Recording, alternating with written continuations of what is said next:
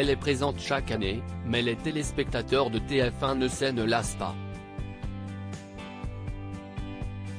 Il s'agit de la cérémonie Miss France, dont l'édition 2023 est diffusée ce samedi 17 décembre 2022.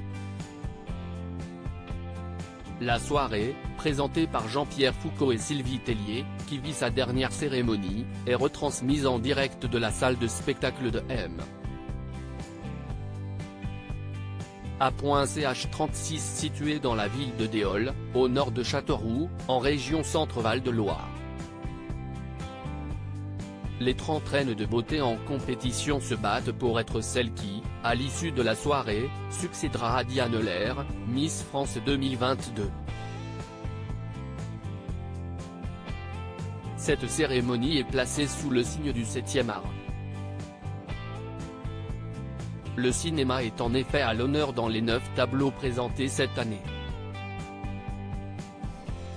CEST Titanic, de James Cameron qui a ouvert le bal pour le plus grand bonheur des téléspectateurs. Un tableau qui a émerveillé le public comme le jury, composé de la judokate française médaillée d'or aux Jeux Olympiques Clarisse Agbenienou, du producteur et acteur Dominique Besnéard, du comédien Arnaud Ducret, du chanteur Kenji Girac, de Bérangère Krief ainsi que de Marine L'Orphelin, Miss France 2013, et du président de ce jury Francis Huster. Les shows se sont ensuite enchaînés et l'un des moments les plus attendus est arrivé. Une Miss bafouille. Il est souvent redouté par les candidates en compétition car elles savent qu'il est déterminant. Il s'agit du fameux discours. Chacune des sélectionnées a pris la parole lors de l'annonce du top 15. Et pour l'une d'elles, l'exercice s'est révélé plus difficile que prévu. En effet, Oriane Galvez-Soto, Miss Aquitaine, a perdu ses moyens au moment de prendre la parole face au jury et au public. Bonsoir à tous, je m'appelle Oriane Galvez-Soto, j'ai 23 ans, pardon. A-t-elle tout d'abord déclaré avant de bafouiller une première fois. Après avoir repris ses esprits, elle a poursuivi, je suis maquilleuse et aussi directrice d'une jeune marque de bijoux, Richard Ross. Je suis de nature aventureuse et CEST pour cela que j'irai dans chaque région si vous m'élisez ce soir pour vous rencontrer. Pardon. Une fois de plus, la reine de beauté a perdu ses mots. Encouragée par Jean-Pierre Foucault, elle ne cesse malgré tout pas laisser démonter. Kenji, je voulais vous adresser un message, je suis bergeracoise, je pense que vous connaissez bien cette ville.